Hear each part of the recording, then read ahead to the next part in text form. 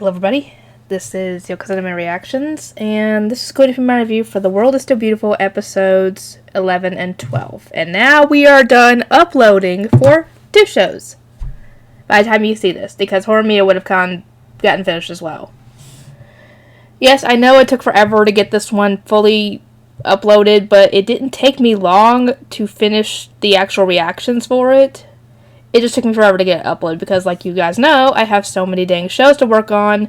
Not only recording, but uploading. Actually, even more for uploading because there are shows that I have finished, I just haven't finished uploading for. So, that's why.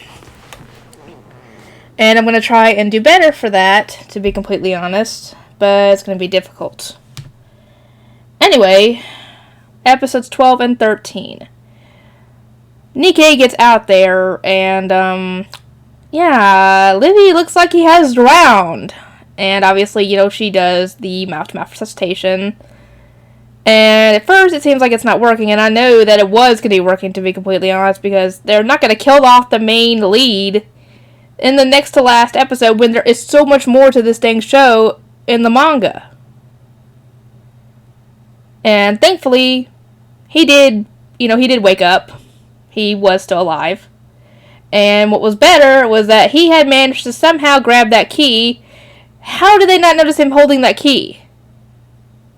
Because the hand he was holding it in was the hand that was laying on his waist when she was trying to bring him back. So how did they not notice the key sitting there? Anyway,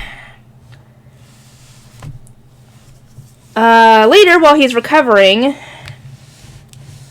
obviously they all apologize for what their grandmother did because they knew it was going on, yet they did nothing to try and stop it because she's the matriarch of the family, and obviously you don't go against the matriarch unless there's a very good reason, obviously.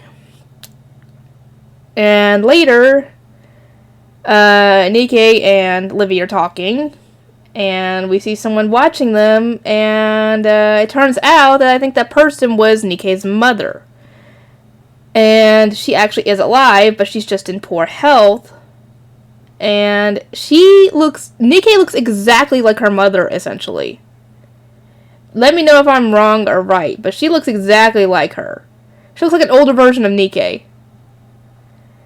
And they end up getting the two all dressed up for their own version of an engagement party, because they had one back in the Sun Kingdom, but they didn't get to have one for the Principality of Rain.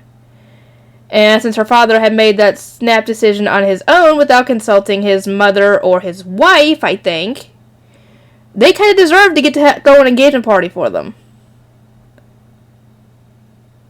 And I love how one of the uncles tells Livius to kiss her, and I think he actually does do it. Oh, boy.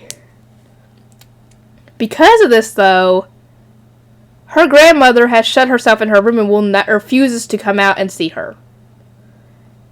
And obviously this upsets Nikkei, especially as time goes on for them to get closer to, leave. And it looks like that Nikkei's got the blessing of both her mother and possibly her father for, her eventually getting married to Livy, because they're not married yet. They're, I think, engaged at the very least. They're not technically engaged. All we know is that she's supposed to marry him at some point, but he's been referring to her as his wife and all that this entire time. And later, what was his name? Kitora? The guy who's kind of obsessed with Nikkei?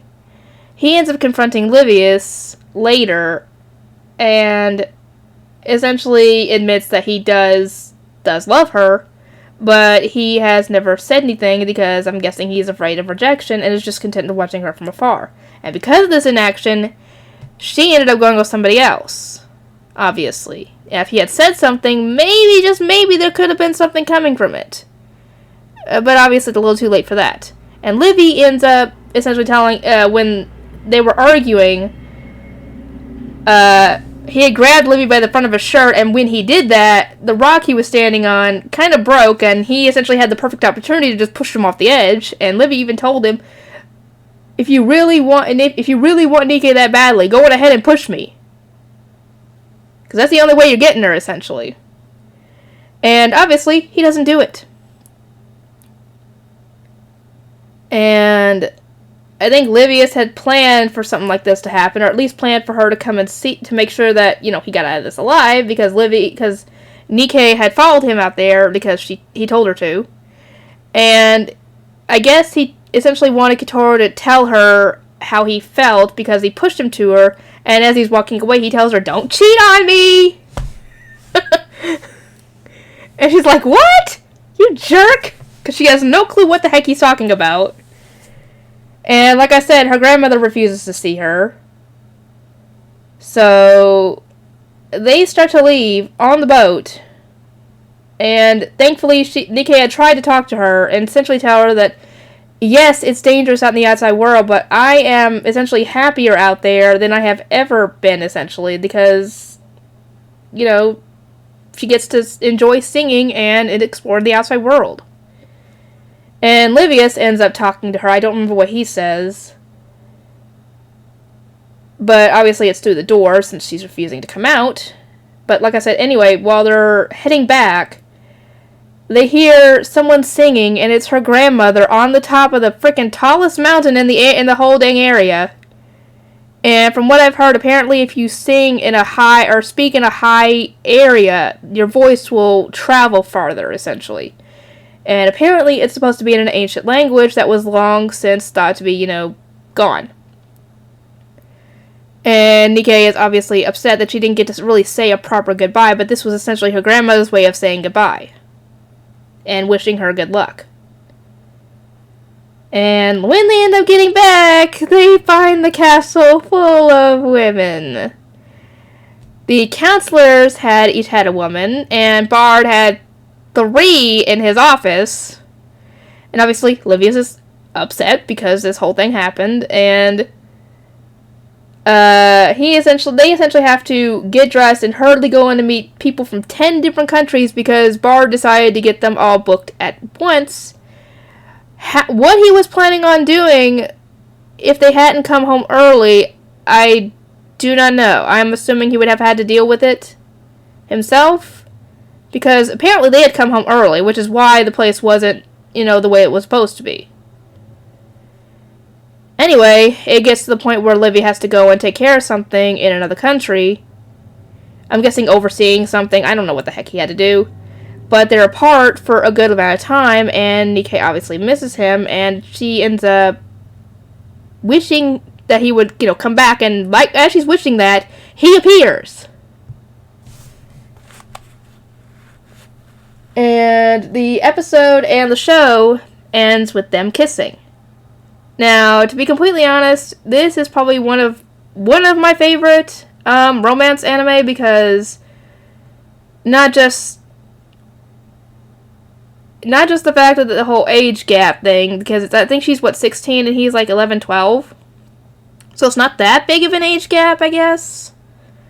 But that this relationship essentially flows a lot more naturally, like a regular relationship, than most other romance anime do.